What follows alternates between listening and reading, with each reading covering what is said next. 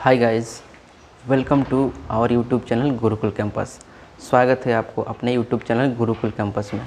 तो फ्रेंड्स, आज का मेन टॉपिक है क्वाड्रेटिक इक्वेशन, द्विघात समीकरण। तो फ्रेंड्स, चलिए टाइम वेस्ट न करते हुए हम लोग टॉपिक की तरफ बढ़ते हैं। अगर आप इस चैनल पर न्यू होंगे तो चैनल को सब्सक्राइब कीजिए, बेल आइकन को प्रेस कीजिए और इसे बहुत सारे ग्रुप में फैला दीजिए ताकि सभी बच्चे इसका लाभ ले सकें। तो फ्रेंड्स, चलिए टाइम वेस्ट न करते हुए आते हैं हम लोग अपने टॉपिक की तरफ। टाइम इज़ मनी, समय बहुत महत्वपूर्ण होता है। तो फ्रेंड्स, आज का मेन टॉपिक है क्वाड्रेटिक इक्वेशन। क्वाड्रेटिक इक्वेशन, द्विघात समीकरण। क्वाड्रेटिक इक्वेशन यानी आज हम लोग पढ़ेंगे द्विघात समीकरण के बारे में। तो फ्रेंड्स, द्विघात समीकरण कहते हैं किसको है, चलिए जानते हैं द्विघात समीकरण किसे कहते हैं। संभवतः शायद आप लोग को पता हो गया, रियल नंबर के बारे में आप लोग शायद पता होगा। तो यदि कोई संख्या है, यदि मान लेते हैं यदि A B C real number हो, वास्तविक संख्याएं हो, वास्तविक संख्याएं हो,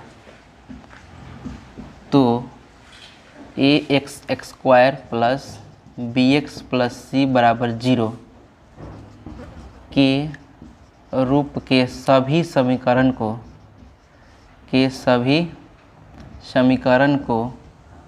द्विघात समीकरण के नाम से जानते हैं, यानी द्विघात समीकरण कहते हैं।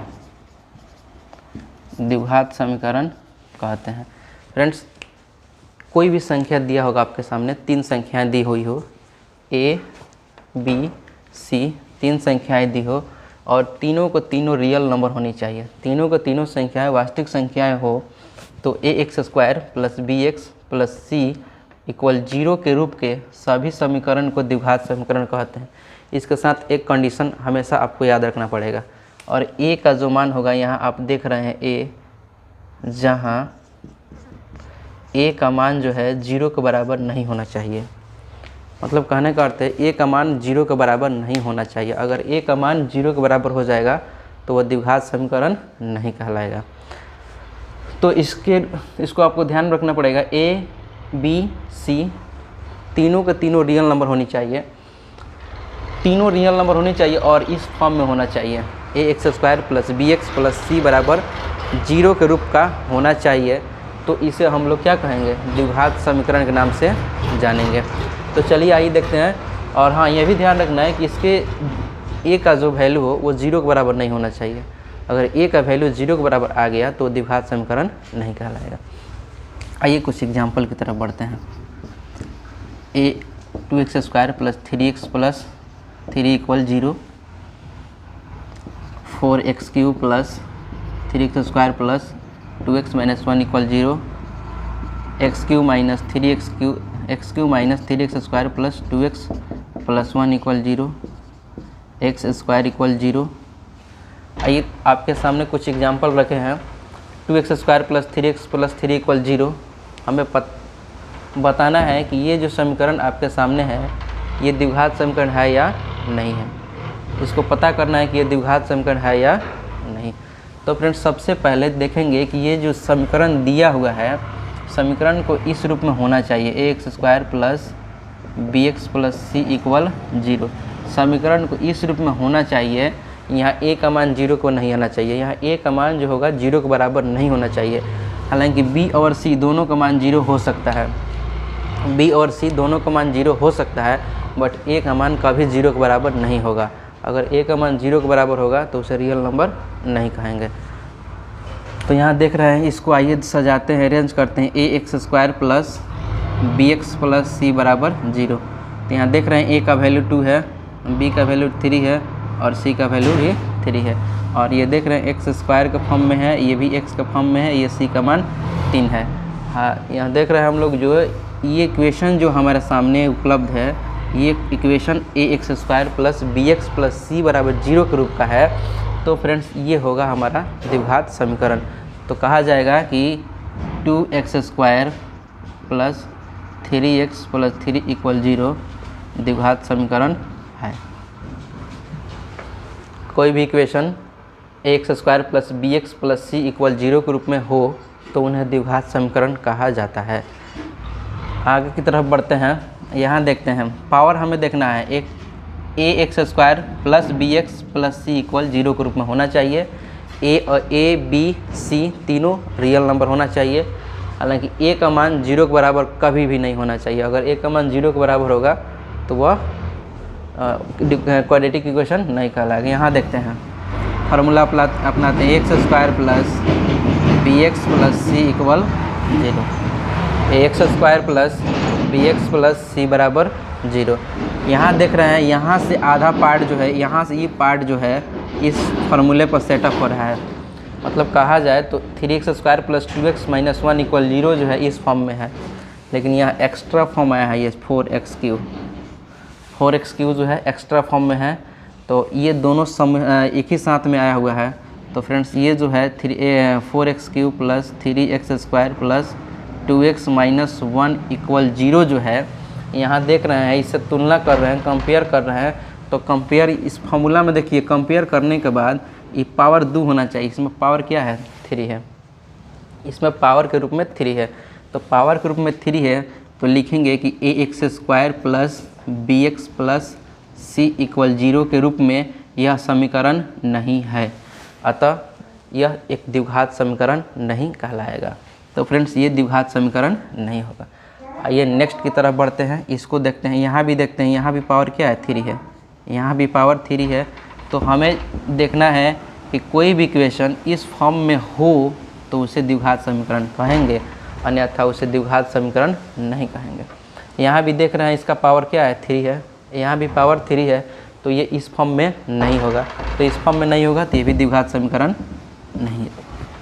यहाँ आते हैं, एक्स स्क्वायर इक्वल 0 दिया है, एक्स स्क्वायर इक्वल 0 है, तो इसको हम लिख सकते हैं X square plus 0 into X plus 0 equal 0।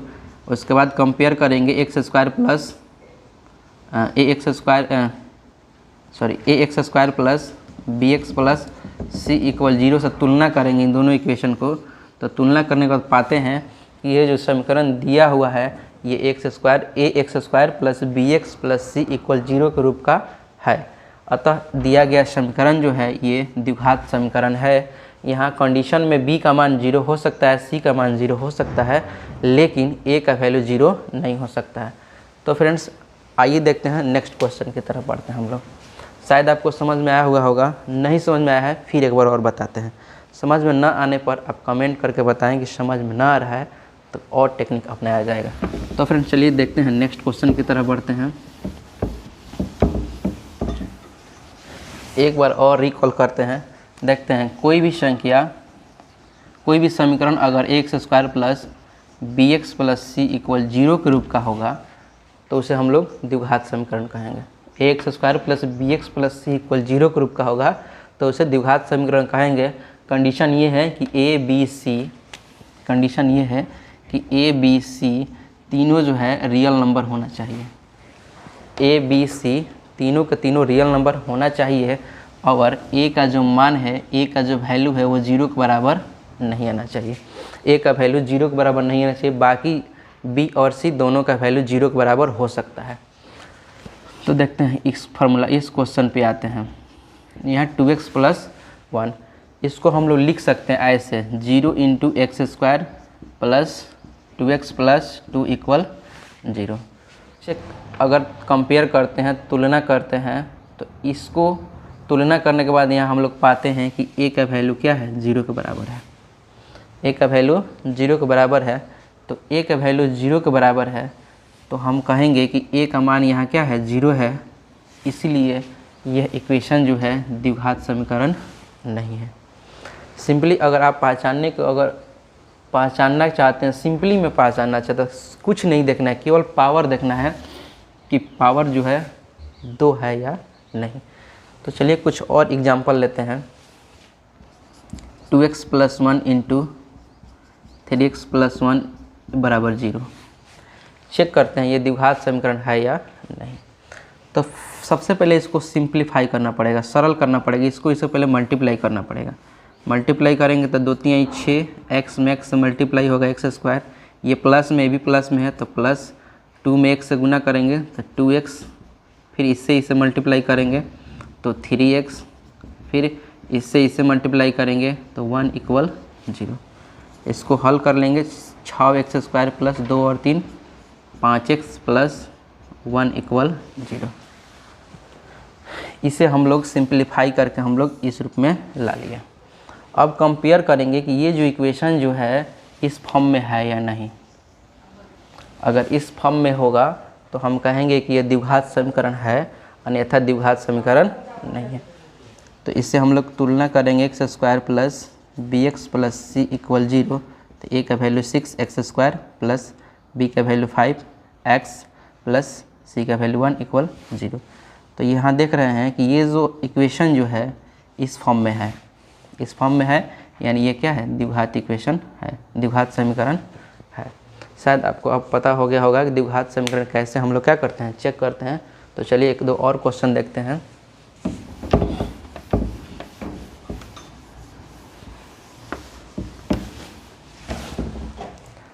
कोई भी equation ax² plus bx plus c = 0 के रूप के समीकरण को द्विघात समीकरण कहे हैं। कंडीशन ये है कि a b c तीनों जो है एलिमेंट r का होना चाहिए और a का मान जो है 0 के बराबर नहीं होना चाहिए। ax² plus bx plus c बराबर 0 होना चाहिए और यहाँ a का मान जो है 0 के बराबर नहीं होना चाहिए। a b c तीनों एलिमेंट होना चाहिए r का और a का वैल्यू 0 के बराबर नहीं होना चाहिए। तो इसे हम लोग क्या कहेंगे, द्विघात समीकरण कहेंगे। यहाँ से एक क्वेश्चन पूछा जाता है कि द्विघात समीकरण का मानक रूप क्या है। द्विघात समीकरण का मानक रूप लिखें। तो द्विघात समीकरण का मानक रूप फ्रेंड्स इसी को कहा जाता है। द्विघात समीकरण का मानक रूप हो जाएगा ax² plus bx plus c = 0, जहाँ a का मान 0 के बराबर न हो। तो इसे द्विघात समीकरण का मानक रूप कहा जाता है। Standard form of quadratic equation, standard form of quadratic equation, a quadratic equation ax² plus bx plus c = 0 where a is not equal 0। द्विघात समीकरण का मानक रूप इसी को कहा जाता है। ax² plus bx plus c = 0 को ही क्या कहता है, द्विघात समीकरण का मानक रूप हम लोग कहते हैं। तो फ्रेंड्स आई होप आपको ये समझ में आया होगा। चलिए देखते हैं एक और क्वेश्चन देखते हैं। x² प्लस 2x प्लस 3 = 0 दिया हुआ है। चेक करना है ये द्विघात समीकरण है या नहीं है। चेक करना है कि द्विघात समीकरण है या नहीं है। तुरंत आएंगे ऊपर वाले फॉर्मूला पे। ax² plus bx plus c = 0 के रूप के कोई भी समीकरण दिया होगा तो उसे हम द्विघात समीकरण कहेंगे। तो यहाँ देख लेते हैं ax², इसको we can write as ax² plus bx plus c = 0। इन दोनों से कंपेयर कर रहे हैं, दोनों से कंपेयर कर रहे हैं तो इसके फॉर्म में है यह, यानी ये द्विघात समीकरण है। x² plus 2x minus 1 = 0। यहाँ ये भी जो है इस फॉर्म में है, ये भी द्विघात समीकरण है। x³ plus 1 = 0। तब इसको हम लोग लिख सकते हैं ऐसे, x³ plus 0x² plus 0x plus 1 = 0। यहाँ हम लोग देख रहे हैं पावर जो है इसका 3 है। ये जो पॉलिनोमियल दिया है इसका पावर क्या है, 3 है। अब ये द्विघात समीकरण नहीं होगा, क्यों? तो क्योंकि द्विघात समीकरण का रूप जो होता है x² plus bx plus c = 0 के रूप का होता है, जो ये समीकरण जो है इस रूप में नहीं है, इसलिए है यह द्विघात समीकरण नहीं होगा। तो फ्रेंड्स आज की वीडियो में इतना ही। तो फ्रेंड्स आपको ये वीडियो कैसा लगा कमेंट में ज़रूर करके बताएं, अगर इसे अधिक से अधिक शेयर करें ताकि सभी स्टूडेंट्स इसका लाभ ले सकें।